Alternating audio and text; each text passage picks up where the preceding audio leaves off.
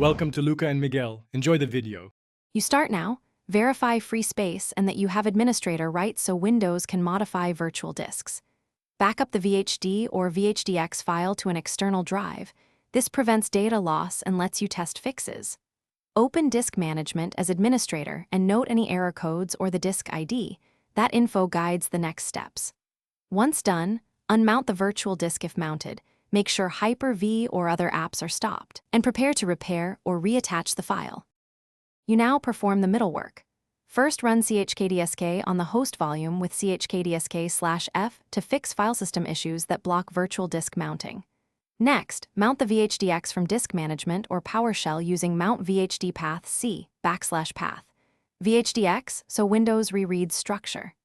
If the disk appears offline, use diskpart to select the disk. Run attributes clear read-only if needed. Then online and assign a drive letter. Make sure to rescan disks and check for signature collisions that prevent mounting. You finish by safely detaching and remounting the virtual disk.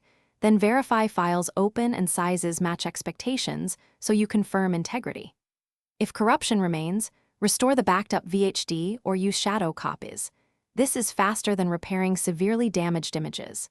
If problems persist, check Event Viewer for volume, VDS, or Hyper-V errors and temporarily stop conflicting services like backup or antivirus while reattempting. One key tip: if you see signature or offline issues, clear read-only attributes. Thanks for watching and please subscribe. It's the best investment you'll ever make.